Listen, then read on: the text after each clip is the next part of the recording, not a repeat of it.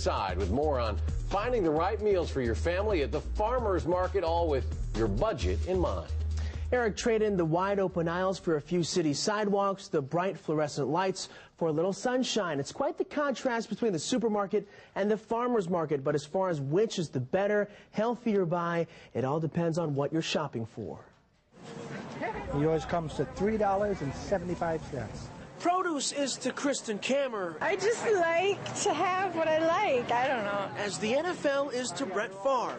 Just watch her waffle over picking the perfect tomato. I'm picky in general, so it's just, I guess, translated into my tomato picking. But when it comes to where Kammer buys her food, the indecision ends here at the Madison Farmers Market. I shop to shop. Yeah, so when the market's on, I don't buy any of my stuff at the grocery store. I buy, all my produce and all my meats and stuff here.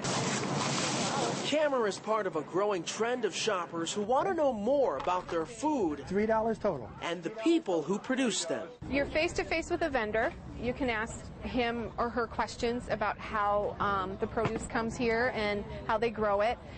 You'll see maybe a few more blemishes on the produce, but that's because it's raised without pesticides. St. Mary's dietitian Cheryl Clevey says the advantage at the farmers market is finding more organic, local products. But one drawback, the produce may be limited to the current growing season. The things that are in season right now, you're going to see a lot of asparagus, rhubarb, onions, and then you'll see a lot of plants.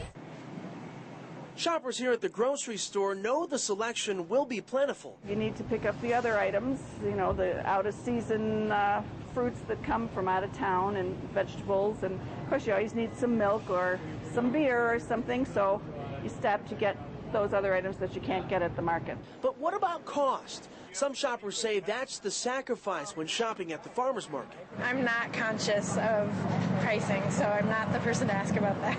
But Clevey says the cost-conscious shopper does have a place here at the market if you're buying in season. These vendors want to sell their products, and for the most part, I think they're pretty well educated on the price point that they can get. So if we truly are what we eat. I go every Saturday, and then if I'm not working, I try to come every Wednesday. We know shoppers come with a variety of needs. You always need a grocery store for your milk and other things, but it's nice to have the farmers market too. So perhaps matching up the bohemian feel of an outdoor market with the conventional familiarity of a grocery store could be like comparing this to this.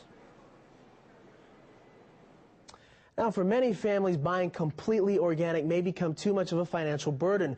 Those shoppers should look to buy organic from a list called the Dirty Dozen. Celery, peaches, strawberry, apples, blueberries, nectarines, bell peppers, spinach, kale, cherries, potatoes, and grapes. These are products that have the highest concentration of pesticides according to the Environmental Working Group. Now, this is where you get the best buys if you do go organic. The Dirty Dozen. I like that advice there. Now, we're really fortunate to have these choices here in the Madison area, but, not everything you get at the farmers market is necessarily organic, right? Absolutely, Eric. We found at the farmers market in downtown Madison, many vendors aren't certified organic. That's what the USDA label. In many cases, these small operations don't have the financial means to go through that rigid certification process, so it is important to ask about that food to get all your answers on your purchase. And really, you should ask wherever you buy. Yeah, that's good stuff. Andy Choi reporting tonight. Andy, thank you very much.